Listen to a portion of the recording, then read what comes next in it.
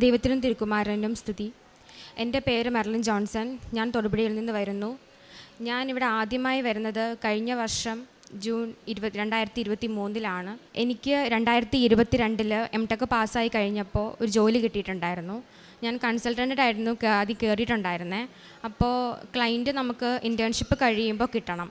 പക്ഷേ ഞാൻ കറക്റ്റായിട്ട് ഇൻറ്റേൺഷിപ്പ് പൂർത്തിയാക്കിയ സമയത്ത് റിസഷൻ വന്നു. അപ്പോൾ എന്ത് ചെയ്തിട്ടും ഇൻ്റർവ്യൂസ് അറ്റൻഡ് ചെയ്യാൻ പറ്റുന്നില്ല. ഇൻ്റർവ്യൂസ് ഉണ്ടായിരുന്നില്ല അവർക്ക് തരാനായിട്ട്. അപ്പോൾ ഏകദേശം ഒരു 3-4 മാസത്തോളം ഞാൻ വെയിറ്റ് ചെയ്തു ഇൻ്റർവ്യൂസിന് വേണ്ടിയിട്ട്.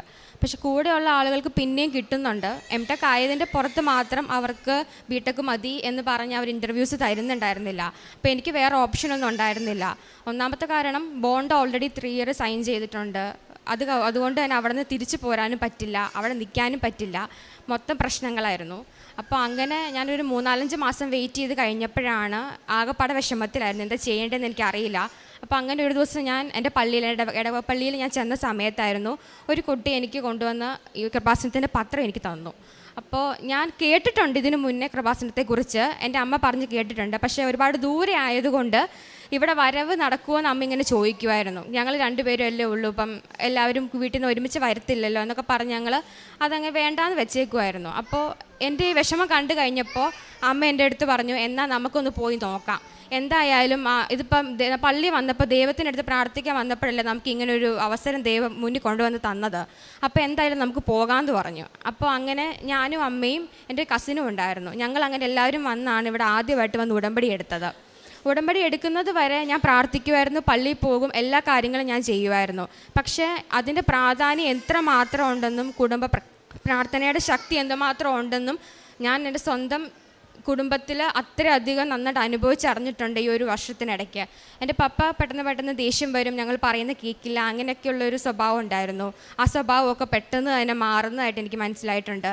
അതുപോലെ തന്നെ എനിക്ക് ജോലി കിട്ടുന്നത് മാത്രമല്ലായിരുന്നു പ്രശ്നം, എൻ്റെ വീടിനും കുറച്ച് പ്രശ്നങ്ങളൊക്കെ ഉണ്ടായിരുന്നു.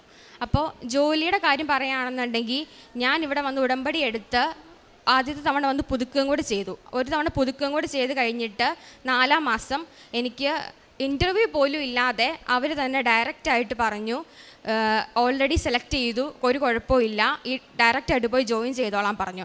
അങ്ങനെ അധികം ആരും അവർ എടുക്കില്ല ഇൻ്റർവ്യൂ ഇല്ലാതെ. അപ്പോൾ ഞാൻ ചോദിച്ചു എന്തുകൊണ്ട് അവർ ഇൻ്റർവ്യൂ ഇല്ലാതെ എടുത്തതെന്ന് ചോദിച്ചു.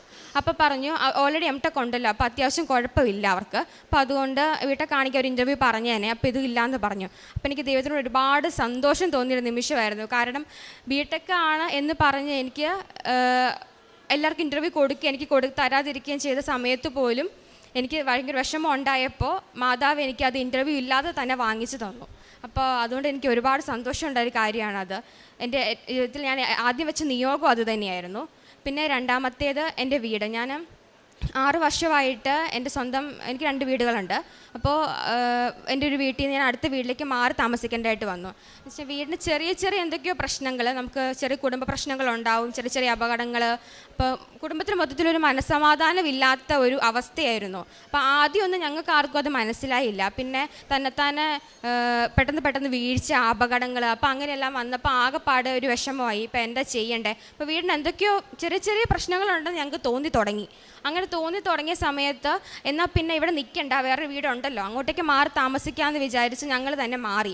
പക്ഷേ ഈ വീടിന് എന്താ ചെയ്യണ്ടേന്നോ ഇതിന് മുന്നോട്ടേക്ക് ഇനി എന്ത് ചെയ്യണമെന്നോ ഞങ്ങൾക്ക് അറിയാത്തൊരു സിറ്റുവേഷൻ ആയിരുന്നു കഴിഞ്ഞ 6 വർഷമായിട്ട് ഞങ്ങൾക്ക് ഉണ്ടായിരുന്നത്. അപ്പോൾ ഇവിടെ വന്ന് ഉടമ്പടി എടുത്തപ്പോൾ ഞാൻ രണ്ടാമത് വെച്ചൊരു നിയോഗം, എത്രയും പെട്ടെന്ന് എൻ്റെ വീടിൻ്റെ പ്രശ്നം എന്താണെന്ന് വെച്ച് അത് പരിഹരിച്ച് തിരിച്ച് ആ വീട്ടിലേക്ക് പോകണം എന്നുള്ളതായിരുന്നു.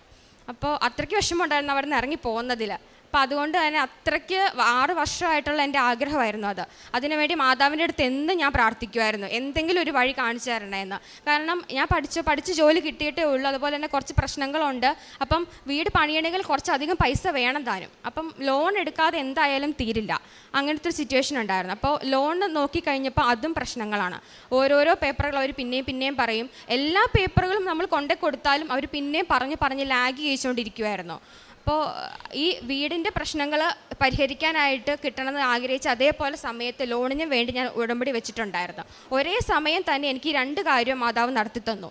വീടിൻ്റെ പ്രശ്നങ്ങൾ മാറ്റാനുള്ള ആളെ മാതാവ് ഞങ്ങൾക്ക് കണ്ടെത്തി തന്നു. അതുപോലെ തന്നെ ലോണിൻ്റെ കാര്യങ്ങളും കറക്റ്റായിട്ട് 2ാമത്തെ പ്രാവശ്യം ഇവിടെ പുതുക്കി കൃത്യം ഒരു 5 മാസം കഴിഞ്ഞപ്പോൾ എനിക്ക് ലോണ് ശരിയാക്കി തന്നു. ഇപ്പോൾ ഈ കഴിഞ്ഞ സെപ്റ്റംബറിൽ ഞങ്ങൾ വീടിൻ്റെ പണികളെല്ലാം തീർത്ത് ഞങ്ങൾ കയറി വീട്ടിൽ. അതുപോലെ ഈ 2 കാര്യങ്ങൾ ഞാൻ ആഗ്രഹിച്ച പോലെ തന്നെ മാതാവ് എനിക്ക് നടത്തി തന്നു. ഇനി എൻ്റെ കുടുംബത്തിലേക്ക് അനുഗ്രഹങ്ങൾ നൽകണമെന്ന് ഞാൻ മാതാവിനോട് കൃത്യമായിട്ട് അപേക്ഷിക്കുകയാണ്. എൻ്റെ ജീവിതത്തിലുണ്ടായ മാറ്റങ്ങൾ ഞാൻ മറ്റുള്ളവരെ സഹായിക്കാനായിട്ട് ഒരുപാട് തുടങ്ങിയിട്ടുണ്ട്. ഇപ്പോൾ പണ്ട് മറ്റുള്ളവരെ കാണുമ്പം നമ്മൾ ചെറിയ എന്തെങ്കിലും സഹായം കൊടുക്കുക അങ്ങനെയൊക്കെ ചെയ്യുള്ളായിരുന്നു. പക്ഷേ ഇപ്പോൾ അവർക്ക് എന്താ വേണ്ടതെന്ന് ചോദിക്കാനും അത് അവർക്ക് വേണ്ട സഹായങ്ങൾ ചെയ്തു കൊടുക്കാനും ഒക്കെ തുടങ്ങി. പിന്നെ പാവങ്ങൾക്ക് അന്നദാനം കൊടുക്കണമെന്ന് ഉള്ള കാര്യങ്ങൾ, അങ്ങനത്തെ കാര്യങ്ങൾ കൂടെ ചെയ്യാൻ തുടങ്ങി. പിന്നെ രോഗികളെ കാണാനായിട്ട് തീരെ അസുഖമായിട്ടുള്ള ആൾക്കാരെ പോയി കാണുകയും അവരോട് സംസാരിക്കുകയും അവർക്ക് പറ്റുന്ന കാര്യങ്ങളൊക്കെ അവർക്ക് ചെയ്തു കൊടുക്കാൻ ചെയ്യും, അങ്ങനെയൊക്കെ ചെയ്യുന്നുണ്ട് ഇപ്പോൾ. അതുപോലെ എൻ്റെ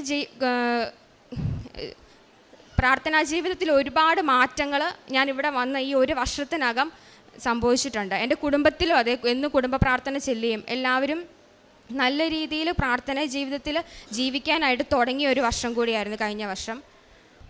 യെശയ്യാ 25:4 അങ്ങ് പാവപ്പെട്ടവർക്ക് കോട്ടയും ദരിദ്രൻ്റെ കഷ്ടതകളിൽ അവന് ഉറപ്പുള്ള അഭയവുമാണ്. കൊടുങ്കാറ്റിൽ ശക്തിദുർഗവും കൊടുംവെയിലിൽ തണലും.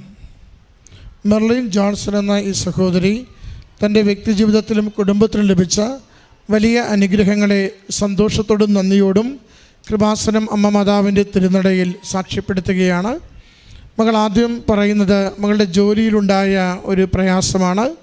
കോവിഡിന് ശേഷം ജോലി അത് മുന്നോട്ട് തുടർച്ചയായി കൊണ്ടുപോകുവാൻ പറ്റാതെ വരികയും ഇൻ്റർവ്യൂ പലത് പരിശ്രമിച്ചിട്ട് ഇൻ്റർവ്യൂവിൽ മുന്നോട്ട് പോകുവാനാവാത്ത സാഹചര്യം ഉണ്ടായപ്പോഴാണ് ഉടമ്പടി എടുത്ത് പ്രാർത്ഥിക്കാമെന്ന് തീരുമാനിക്കുകയും അമ്മ മാതാവിൻ്റെ തിരുനടയിൽ സന്തോഷത്തോടും ആഗ്രഹത്തോടും ശരണം വെച്ച് ഉടമ്പടി എടുക്കുകയും ചെയ്യുന്നത്. മകൾ പറയുന്നുണ്ട്, ഉടമ്പടി എടുത്തതിന് ശേഷം ഇൻ്റർവ്യൂ പോലും ഇല്ലാതെ തൻ്റെ ജോലി അത് കുറച്ചുകൂടി മെച്ചപ്പെടുത്തി സ്ഥിരപ്പെടുത്തുകയും കുറെ കൂടി സാമ്പത്തിക ഭദ്രതയോടുകൂടി ജീവിതത്തെ സുരക്ഷിതമാക്കുവാൻ അതുവഴി അമ്മ മാതാവ് സാഹചര്യങ്ങൾ ഒരുക്കി തരികയും ചെയ്തു. മറ്റുള്ളവർ ഇൻ്റർവ്യൂ എടുത്ത് ജോലിയിൽ പ്രവേശിച്ചപ്പോൾ താൻ അപ്പോൾ തഴയപ്പെടുകയോ തള്ളപ്പെടുകയോ ചെയ്തെങ്കിലും അമ്മ മാതാവിൻ്റെ ഉടമ്പടി എടുത്ത് ജീവിക്കുമ്പോൾ തന്നെ മുൻപന്തിയിലേക്ക് കൊണ്ടുവരുവാനും അവരോടൊപ്പം നിർത്തുവാനും അമ്മ പ്രത്യേകമാംവിധം ഇടപെടുകയും സഹായിക്കുകയും ചെയ്തതിനെയാണ് ആദ്യം സാക്ഷ്യപ്പെടുത്തിയത്. രണ്ടാമത് ഭവനവുമായി ബന്ധപ്പെട്ടുള്ള വിഷയമാണ്. ഏറെ ക്ലേശത്തിലൂടെ പോയ നാളുകൾ, എല്ലാവർക്കും അപകടം, എല്ലാവർക്കും രോഗാവസ്ഥകൾ, പരസ്പരം കലഹിക്കുന്ന സ്ഥിരം സാഹചര്യങ്ങൾ, അത് വീടിനകത്ത് എന്തോ ഒരു സ്വാധീന ശക്തിയുടെ കുറവുകൾ, വീടിനകത്തിൻ്റെ ഉള്ള നിർമ്മാണത്തിലുള്ള അപാകതകൾ, എന്തൊക്കെയോ ബുദ്ധിമുട്ടുകൾ വീടിനകത്ത് തിരിച്ചറിഞ്ഞുകൊണ്ടാണ് പുതിയ വീട്ടിൽ നിന്നും അവർ മറ്റൊരു സ്വന്തം വീട്ടിലേക്ക് തന്നെ മാറുന്നത്. അവർ മകളുടെ പ്രത്യേകമായ പ്രാർത്ഥനയായിരുന്നു, ഒന്ന് ഇത് വീടിൻ്റെ കുഴപ്പങ്ങളൊന്ന് തിരുത്തുവാനുള്ള വഴികൾ തെളിച്ചു തരണം. രണ്ടാമത്തത് വീടിൻ്റെ അല്പം കൂടി കാര്യങ്ങൾ തീർക്കുവാനുണ്ട്, അതിന് ഉപകരിക്കുന്ന രീതിയിൽ ലോൺ ശരിയായി കിട്ടണം. ലോണിനും ഒത്തിരി പേപ്പറുകൾ നിരന്തരം ആവശ്യപ്പെട്ടുകൊണ്ട് ഒരിക്കലും ലഭിക്കാത്ത വിധത്തിൽ ഇങ്ങനെ വല്ലാതെ വീടിനെയിട്ട് വ്യക്തികളായിട്ട് കുഴപ്പിക്കുന്നുണ്ടായിരുന്നു. ഉടമ്പടിയിൽ ഈ 2 നിയോഗവും എഴുതി വയ്ക്കുമ്പോൾ മകൾ പറയുന്നുണ്ട്, ഒരുപോലെ രണ്ടും സാധിക്കുന്ന വിധത്തിൽ അമ്മ മാതാവ് സഹായിച്ചുവെന്ന്. ഒന്ന്, ശരിയായൊരു വ്യക്തിയെ കണ്ടെത്തുകയും ആ വ്യക്തി ചെറിയ ചെറിയ കുറവുകൾ കാണിച്ചു കൊടുത്തുകൊണ്ട് തിരുത്തുവാൻ ആവശ്യപ്പെട്ടു. ആ തിരുത്തലുകളിലൂടെ വീടിൻ്റെ ദോഷങ്ങളൊക്കെ മാറിക്കിട്ടിയെന്ന് മകൾ പറയുന്നു. മറ്റൊന്ന്, അതേ സമയത്ത് തന്നെ ആ ഓഫീസിൽ ചെല്ലുമ്പോൾ ആ ഓഫീസറോട് അമ്മ മാതാവിനെ സമർപ്പിച്ച് പ്രാർത്ഥിച്ച് ചെന്ന് സംസാരിക്കുമ്പോൾ മറ്റെല്ലാ തടസ്സങ്ങളും മറ്റൊരു പേപ്പറും ആവശ്യപ്പെടാതെ വേഗത്തിൽ ലോൺ അനുവദിക്കുകയും അതിലൂടെ ആ വീടിൻ്റെ നിർമ്മാണ പ്രവൃത്തികൾ സുന്ദരമായി വേഗതയിൽ പൂർത്തീകരിക്കുവാനുള്ള സഹായം ലഭിക്കുകയും ചെയ്യുന്നു. പ്രിയമുള്ളവരെ, സമയച്ചുരുക്കത്തിൻ്റെ അമ്മയുടെ സാന്നിധ്യത്തെയാണ് സൂചിപ്പിക്കുന്നത്. അസാധ്യ കാര്യങ്ങൾ വേഗത്തിൽ സാധിച്ചു കൊടുക്കുന്ന അമ്മയുടെ സാന്നിധ്യത്തെയാണ് സൂചിപ്പിക്കുന്നത്. ഭാരപ്പെട്ടതൊക്കെയും ലഘൂകരിച്ചു കൊടുത്ത് ജീവിതത്തെ സുരക്ഷിതമാക്കുന്ന അമ്മ മാതാവിൻ്റെ സഹായത്തെയാണ് മകളുടെ വാക്കുകളിൽ സൂചിപ്പിക്കുന്നത്. ഈ അനുഗ്രഹങ്ങൾ നൽകിയ അമ്മ മാതാവിനും തിരുക്കുമാരനും നന്ദി പറഞ്ഞുകൊണ്ട് കരങ്ങളടിച്ച് ഈ സാക്ഷ്യം നമുക്ക് സമർപ്പിക്കാം. അത്യപൂർവ ദൈവാനുഭവങ്ങൾ ഇനി നിങ്ങൾക്കും സ്വന്തം. ഈ യൂട്യൂബ് ചാനൽ ഇതുവരെ സബ്സ്ക്രൈബ് ചെയ്തിട്ടില്ലെങ്കിൽ ഇപ്പോൾ തന്നെ സബ്സ്ക്രൈബ് ചെയ്യുക.